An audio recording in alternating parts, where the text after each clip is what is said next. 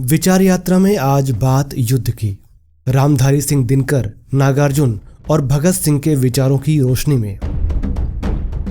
युद्ध, इतिहास इसे वीरता कहता है, लेकिन सच्चाई इससे कहीं ज्यादा खतरनाक है।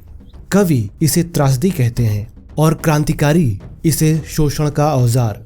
रामधारी सिंह दिनकर अपनी कुरुक्षेत्र में बताते हैं, जब नाश मनुज पर छाता है, पहले विवेक मर जाता है। दिनकर कहते हैं कि युद्ध तब शुरू होता है जब इंसान सोचना बंद कर देता है, और जब युद्ध खत्म होता है तो जीतने वाले भी हार चुके होते हैं।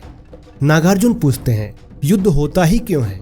उनके अनुसार ये सत्ता का खेल है, जहां कुछ लोग निर्णय लेते हैं और मरती है गरीब जनता। नागार्जुन हमें याद दिलाते हैं, युद्ध कोई महान गाथा नहीं, बल्कि एक राजनीतिक साजिश भी हो सकता है। और फिर आती है भगत सिंह की क्रांतिकारी दृष्टि। भगत सिंह और उनके संगठन हिंदुस्तान सोशलिस्ट रिपब्लिकन एसोसिएशन का स्पष्ट रुख साम्राज्यवाद के खिलाफ था। उनके नारों में डाउन विथ इंपीरियलिज्म यानी साम्राज्यवाद का नाश हो शामिल था, जिसे उन्होंने और उनके साथियों ने अदालत में भी बुलंद किया था।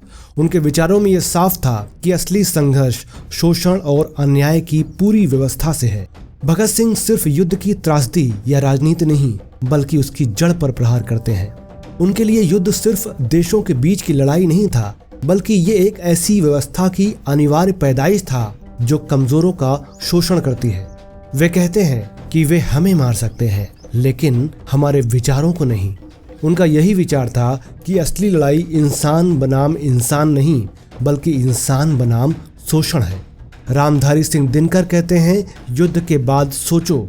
नागार्जुन कहते हैं, युद्ध की सच्चाई समझो। भगत सिंह कहते हैं कि उस व्यवस्था को खत्म करो जो युद्ध पैदा करती है।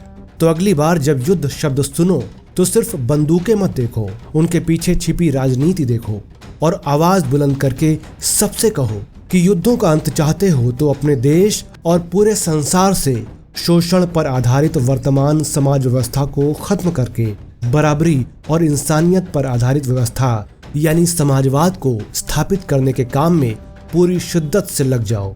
इसके अलावा और कोई रास्ता नहीं है। विचार यात्रा, प्रगतिशील विचारों की श्रृंखला।